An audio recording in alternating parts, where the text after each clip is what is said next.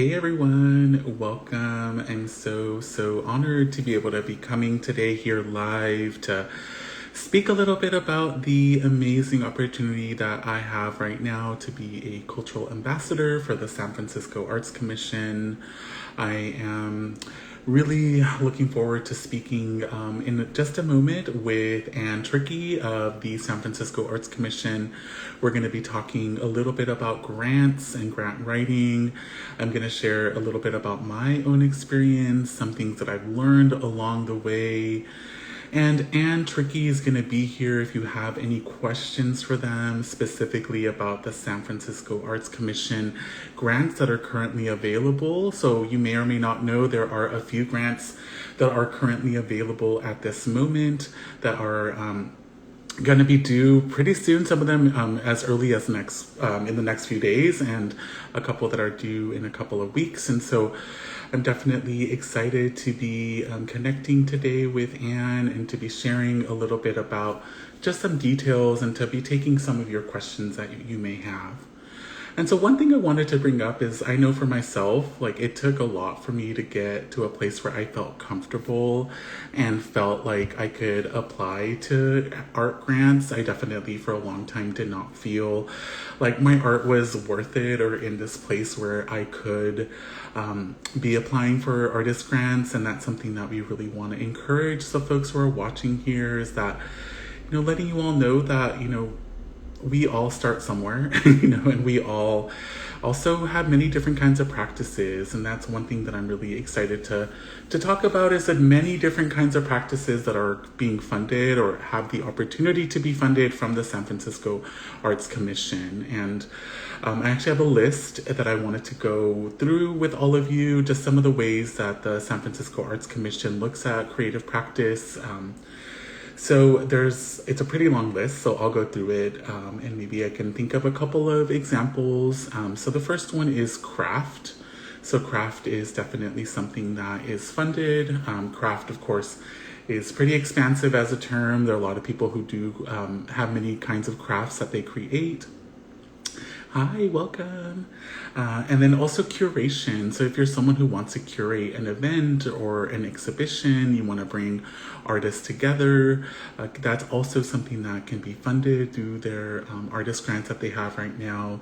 There's dance and design, as well as film and foodways. So if you're someone who works with food or wants to create food experiences, as well as media and multi-genre or interdisciplinary or multidisciplinary, these are also, other ways that we can kind of intersect different practices to bring them and get them, to be able to get funded as different practices. There's also music and social practice, which would be something that's more socially engaged, really working with communities. There's theater and performance, so events, people coming together to create performative events, and traditional arts, so arts that are connected to different lineages, different cultures. There's many different traditional practices that are definitely applicable for this grant. There's also visual art and writing. So as you can see, there's a lot. There's a lot of different ways, a lot of different practices that can really be brought into the fold here of the artist grants that are currently available. And so, I think it's important to name that it does take a lot of work, and a lot of these grants can be really intimidating and can feel like they're outside of our comfort zone. I know for myself, one of the biggest hurdles I had was thinking about budgets and thinking about money. That's something that I was not really taught as an undergrad in my art practice program. I feel like money is something that sometimes can feel nebulous, and especially with art, where it can have such a range, and sometimes there's things that are not understood around money. And so money, I think for me, was one of my biggest kind of hurdles. And so one thing I really want to suggest is, to reach out for people to offer you support, to get some support around money or around writing, whatever parts of the application feel like difficult. I definitely want to recommend asking for someone to look at your work, to really connect with you, and to be able to kind of go over it and make sure that you have another eye looking at your applications. That's something that's really been invaluable for me, especially folks who might have a little bit more experience around, the ways that things should be written for grants, making sure that you fit in the requirements, and also budgets is also, there are people who have more understanding of how budgets work and how they can really be used to support the projects that you're wanting to envision and create. And so I, again, am really excited for Anne Trickey to be joining us. They're a program officer from the San Francisco Arts Commission. And if you're here with us, if you'd like to request to join, that would be really wonderful. And again, if people have any questions, I definitely wrote a bunch of questions for them to ask them to see if we can get some questions answered. And I think I see them. There they are. Wonderful. Definitely share a little bit more about information that they know. And I definitely want to ask you all to queue up your questions that you may have. Hi, Anne. Hi. So good to see you. Thank you for having me. I know this isn't the best video, but this is the only place I get signal for on this phone. So, hopefully you can hear me though. Oh, you sound amazing. So glad that you could join us, and just such a gift that you're able to connect with us here. Would you mind just sharing a little bit about yourself, just for folks who might be watching this either right now or later on in the future? Sure. So I'm Ann Trickey. I use they, them pronouns. I'm the program officer for the San Francisco Artists Grant category at the Arts Commission. I also oversee the artist licensing program. So I kind of support all artists, at least from the community investment side of the agency. And yeah, I've been with the city now for 8 years, and I've been working with artist grants for the last 3 years. So I'm still newer than some, but I love this category so much, and I love being able to support artists. So this is really where my passion lies. Yeah, definitely. And this is such an incredible opportunity for folks to apply to, as I was sharing earlier, there are many different kinds of practices that can be brought into the fold of an artist's grant. And so I would love to maybe ask you a couple of questions, and definitely if there's some things that come up or questions you have for me too, since I'm also a practicing artist, definitely we can just have a conversation here together. Um, so I wanted to ask you just to kind of start off. If you wanted to share a little bit about the artist grant, maybe people don't know about the artist grant, just so that they have an understanding of how that works and maybe the scope of it, knowing that there are different requirements. And I definitely, the folks who have been reaching out to me as an ambassador, I've been sending them to the website, to the different resources that are available on the website as well. Cool. So yeah, we have a few different categories of grants that are all funded out of the Cultural Equity Endowment, which was actually a community-led process in 1993 to kind of, the community saw that most grant funding from the city was going to kind of like the big cultural institutions, people with privilege and power.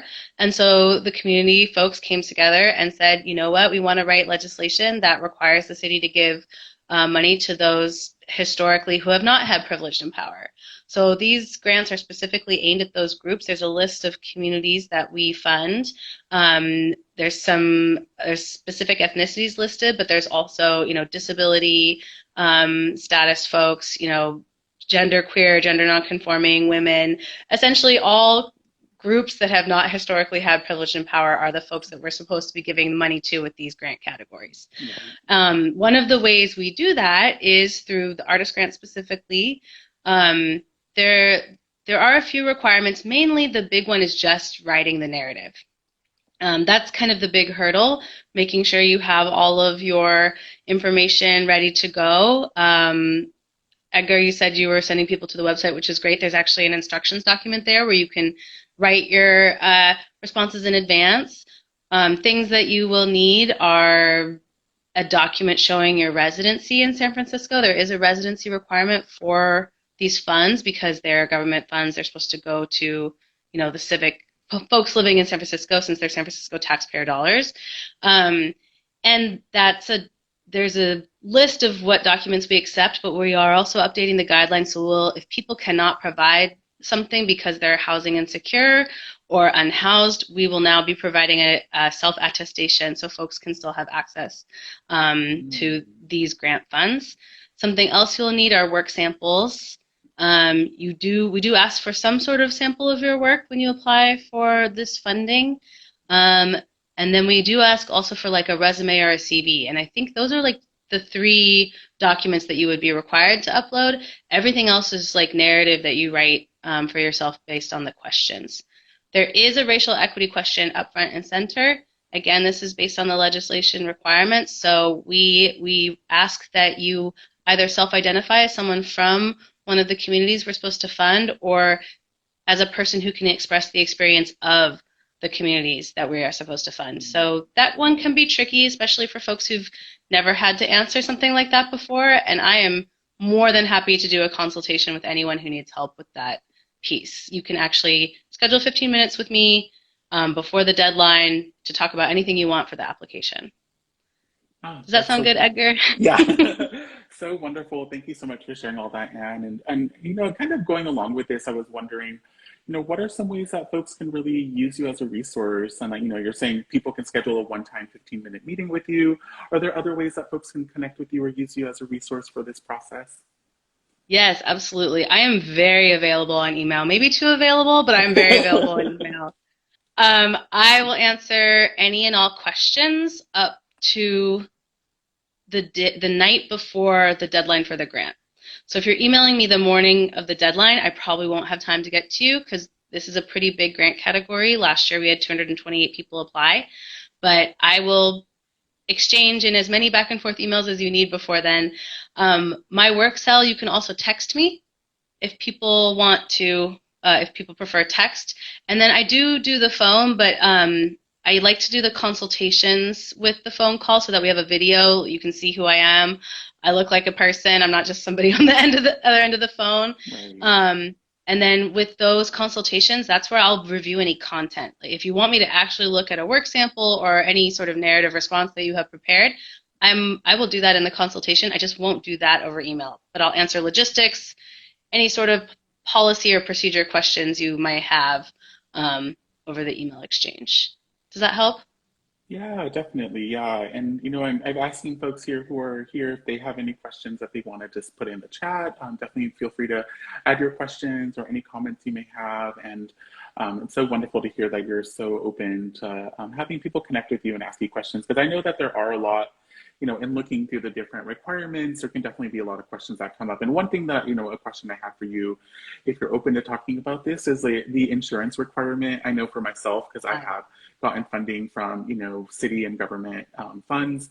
And that to me was always really scary, and I didn't know what that meant. And so are you open to talking about the insurance requirement that's, in the grant? No, insurance, the city really does not let up on the insurance piece. So this is really if you're doing in-person work. So we all know we've been a bit shaken up in the last 2 years for in-person events. Previously, before COVID, we did require that people have insurance for all of our events because all of our events were required to be in person. We have now moved to a situation, if you are having a virtual event, you do not have the same liability and you don't have to require insurance. So otherwise, you would have to either provide general liability for the time that you're doing your event, and some people that's easiest because they maybe don't know the exact date, or they're doing something they want to cover themselves for the full grant window. That's pretty easy to get. It's not too expensive, as insurance goes. But the really kind of quick and dirty way to do it is if you have one in-person event and that's the only thing you're doing outside of yourself and your studio work or wherever you work, you just need a special event insurance certificate, and you can literally get that within 24 hours. So that one's not too bad at all. I think the last time I did it was $100. But the thing is, working with the city can be frustrating in many ways, and for this grant specifically, the only thing that requires you to spend money to get this grant is to make sure that you have insurance if you're doing in-person work. And I'm happy to, if anyone wants to talk, again, this is a perfect consultation question. You can share with me what you're imagining, and I could tell you exactly what I think you would need to carry, or ways to kind of write a narrative where maybe you wouldn't have to carry the insurance, depending on what you're looking at. So that's a perfect thing to schedule time with me for. Wonderful. Yeah, yeah, that's really, really helpful. And I think that makes me think about the two requirements that I'm seeing in the application of it being, new work and also having a public benefit, right? And as you're Mhm. naming, that public benefit can be in person or it can also be virtual. Would you mind sharing a little bit about those two requirements and because I know that this can be pretty broad, right? Public benefit is a pretty big, pretty general word. So would love to hear any thoughts on both the new work and the public benefit requirements. Perfect. Let's talk about the public benefit first, since we were just talking about insurance. But essentially, this used to be the event. We used to require an event. Um, I've moved that language to public benefit specifically because there have been so many folks who've moved to virtual. I also wanted to acknowledge that not every artist has access to the types of funds or platforms that an event would support. And so I'm thinking this might be seen as even just like self-publication of your work on your own blog, or even just sharing on your own, Instagram account like this. There's many different ways to share what you've done with the grant funds during the grant window with the public. And so if folks are having a hard time wrapping their heads around that, it's really supposed to be open and like something for you to define as the artist, and not something where we're going to narrow you down specifically to an event. But I'm happy to chat with folks who might be confused or might need assurance that their public benefit would qualify. Right, right. For the new work, I know that this is a bit odd. Some people think that it has to be brand new work, but it just means you have to be doing something during the grant window that hasn't already been done. So you can't do the exact same project that you've done before, or you can't only, like organize your collection of archives, right? There has to be something that the funds are investing in that is new to you, and that also then is shared with the public in some way. So, but this is perfectly fine for like a phase two. I see a lot of film and media folks come in with a phase two. Film is expensive. It takes a long time to do it. Right. I see this with music also. I've seen a lot of folks do recording phase one, editing phase two, mastering phase two. That's a perfectly acceptable thing to do. I've also seen folks run a workshop in one and do the almost the exact same workshop the second time, but it's going to be different people in the workshop. So again, you're doing new things. You're impacting your community in a new way. So there's a number of ways to make this requirement. And I think, to your point, Edgar, I think there's a lot of fear around doing it wrong. And my goal with the way we're trying to write these guidelines is that it's almost impossible for you to do it wrong. So, and try to mitigate that fear, right? This is really supposed to meet artists where they're at and not force them to like meet arbitrary city requirements. Right. Yeah, definitely. Yeah. Thank you for saying that because I do feel like I know for myself, it was really intimidating when I first started applying for grants. And that fear definitely did come up a lot, of like, am I doing this wrong? Is my artwork, does it fit into this category? And I think one thing that I have struggled with is budgets. I know budgets is something I did not learn as an artist. I learned a lot about theory and history and like context and so that's something I would love to ask you if you have any tips or things that artists could keep in mind when thinking about budgets. Like, what are some things that these funds can help support? Yeah, great question. We've actually removed the budget requirement from this grant a couple years ago. We used to require a budget, no longer. It was one of the major barriers for people to access funds. Right. You shouldn't need to know how to use Excel in order to get an artist grant. But we do recommend that people keep track of what they're spending the funds on. I mean, it's more important if you're going to, work in like a collaborative environment, or, spend your money on certain things that are related to the grant making, but you can spend this on rent. It's expensive to live in this city. We don't care what you spend the money on. We just want to see that we were able to support you in your work for that 18-month window. So you can spend that money however way you want. And you don't have to like show or demonstrate or provide any sort of documentation to us on how you spent the money. You just get it. It goes to you, and then we don't care. Right, right. Unless you have a fiscal sponsor, in which case it's a little different. There's actually a fiscal sponsor webinar recording that I highly recommend people review if they have questions about that. But if you do have a fiscal sponsor, then we have to see that this fiscal sponsor paid you. Because again, the point is that the money goes to you. So there's some documentation required for that. Wonderful. Yeah, thank you for saying that. That's really great to hear. And would you mind, in case folks don't really understand what a fiscal sponsor is or why you might want to use one, if you Perfect. wouldn't mind explaining that? Yeah, fiscal sponsor. I'm still not the expert, I have to say. There's other folks on my team who are much better able to like explain this, but essentially, if you are an artist and you're applying for the artist grant category and you don't want to carry insurance and you don't want to deal with the money, you can get yourself a fiscal sponsor and they will carry the insurance and they will do all of the money payouts or at least track your budget for you. That's really the goal and point of a fiscal sponsor. That said, they will then charge you a little bit of a fee. So you won't get the full 20,000, right? It's usually like a 3 to 5% fee. It can be more depending on how much they're supporting you as an artist. But then the payoff is that they then do all of the paperwork for you. They also are the ones who would then be supplierized with the city, which is government speak for how do I get paid. But they would be the ones for filing all the paperwork in order to get paid. And you wouldn't have to do that. So there is a benefit there, but also, for folks who haven't received funds before coming in for the first time, I help people get supplierized. So I think it's a navigable process. Probably the bigger barrier is like if you don't want to carry insurance, you don't want to deal with it at all. I highly recommend working with a fiscal sponsor in that case. And would people just like go and approach them and ask them if they would be open to working with You them as can a fiscal sponsor? Yes. I mean, you do have to have that relationship, right? There's a few, classics in the city. Intersection for the Arts supports a lot of folks as a fiscal sponsor. They're very familiar with how that works.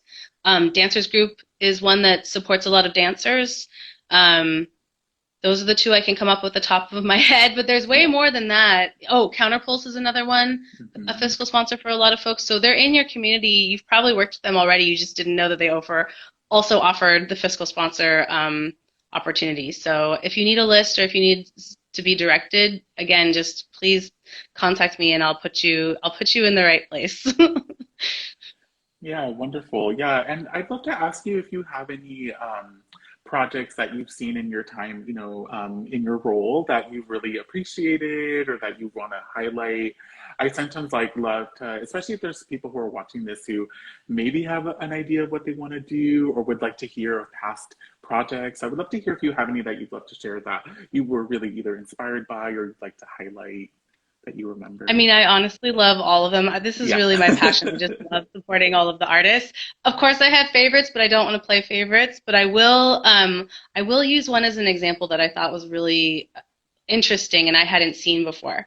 So this was 2 years ago. We had someone who was living in the Tenderloin who was seeing all these potholes everywhere, and they wanted to figure out how they could address their community's needs for like better infrastructure in the streets, but in a way that like involved community members and was like a beautification of the street. And so they learned how to do resin and filled some of these potholes with objects that they had worked with community members to gather and collect. And so depending on where the pothole was, like the community in that locale would have been the ones to like select the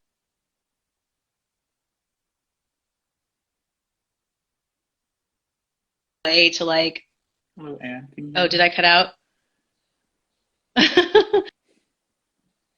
You cut out, yeah, yeah. But the last thing I heard you say was that the folks would select the potholes that would get filled? So yeah, the artist that got funded was the person running this whole program, and Hmm. they were the ones like working with the community. I mean, they were in the community already, so they worked with folks to help them choose objects, and then did the pothole filling with the resin themselves, which I thought was like just a really joyful way to like address something in your community that you see needs to change, and then also involve the local people in that work and like create like such a little joyful art object that is visible to everyone, who then walks that neighborhood, right? I thought that Right. project Oh my was gosh. so great. Yeah. Yeah, that's so amazing. And I'm kind of like, I'm sitting here wondering, like, what do you, I don't know if you remember what they applied under, like what category, Visual because this art. could definitely, oh, visual art, amazing, Yeah. cool.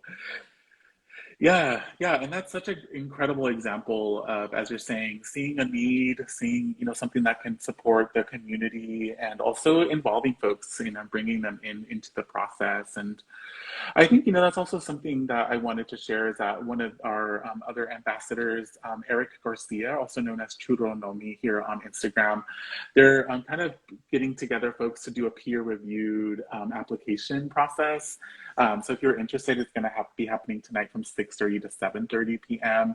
And so that's also something that I really just appreciated seeing is that people are coming together and also filling these holes, right? Where, because I definitely know that there's some people who would like some support around their writing or around their application and really want to invite people to use each other as resources, get bring people together. And if you're able to, definitely also attend this meeting tonight at 6:30 p.m. too, if you would like to have some peer based review looking at your applications as well. Just thinking that there are many ways to have our creative needs met and also our community's needs met, and Mm. sometimes those intersect in really powerful ways, like the project that you just shared. Yeah, I'd love to ask, are you open to sharing your information in case people want to contact you and that way they can reach out to you? That in case they watch this video later, if they're here with us right Yeah. now. How do you want me to share it? Over chat or, If you well, I want to, mean, yeah, if you want to say it and I could write it too, if that's okay. perfect. Because I do not have a little lovely phone stand, which looks like you have. Okay. So the best way to contact me is via email or work cell. My email is Anne, ANNE, dot Trickey, TRICKEY, at sfgov.org. So it's sanfranciscogovernment.org, but sfgov.org. So Anne, first name, dot Trickey, last name at sfgov.org. And then my work cell is 415-806-5884. And you can text or call that number. Wonderful. Thank you so much, Anne. Really, really appreciate you being open to supporting, the folks that may watch this and that, you're, as you're saying, so open to receiving texts or emails and also, being there when people are ready for that one-time 15-minute consultation to be able to use you as a resource is really special. And just want to thank you so much for your time. This has just been so wonderful. I know that you're busy, so I want to make sure that you have time to go back to work or maybe have your lunch. But I just want to say thank you so much, Anne, for spending this time and talking about this incredible resource that's available right now for San Francisco-based artists that I think we're really excited to see the folks that are getting their applications together to apply. Well, thank you, Edgar. It was a pleasure. I Yeah. appreciate you. Have a good rest of your Bye.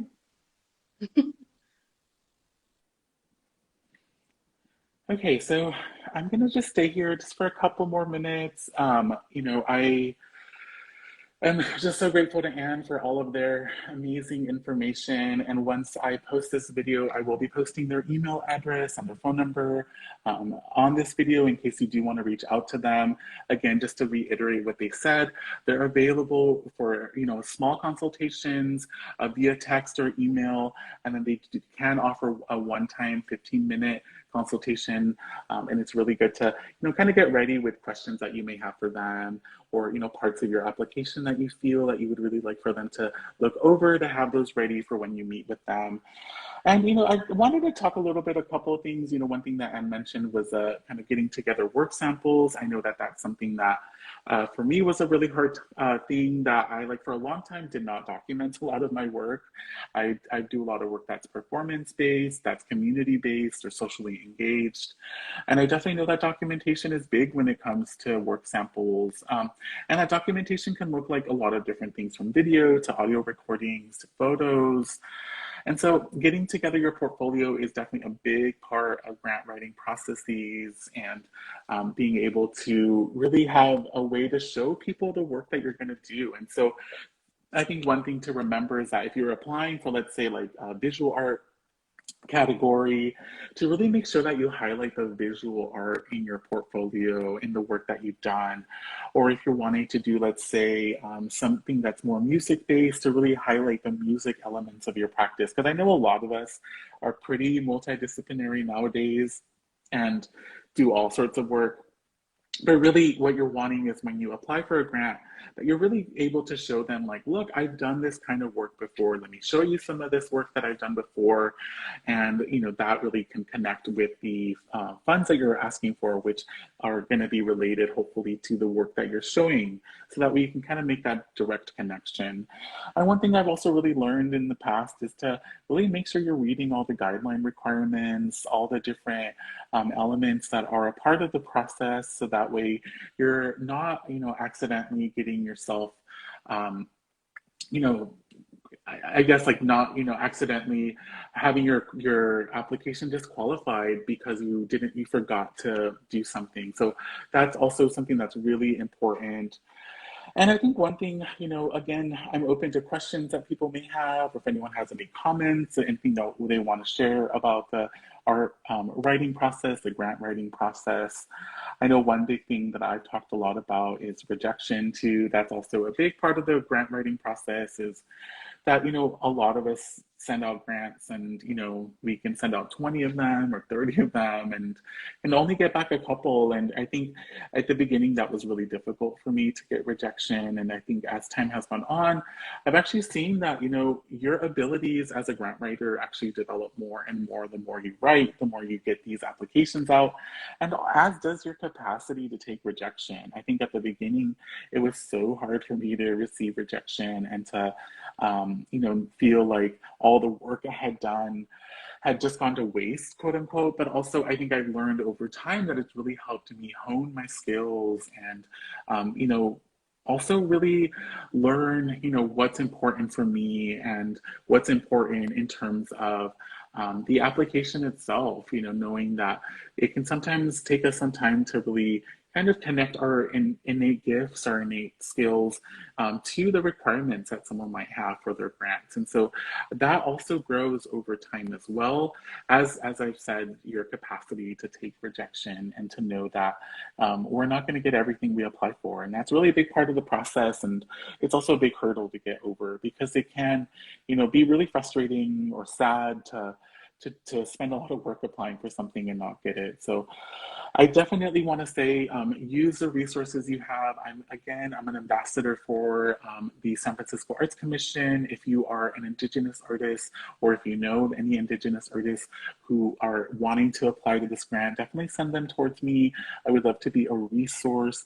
And also, if you are a non-Indigenous artist, if you are an artist who identifies with other identities, I definitely know of other ambassadors that I can connect you to. So feel free to reach out to me, and I can connect you to the right ambassador. And again, I'm so grateful to Anne for all of their help with this process, and I will be including their information again on this video when I post it. So thank you so much, everyone. I really am grateful for your time, and I hope everyone has a beautiful rest of your day. And please feel free to reach out to me if you have any more questions. Okay, bye.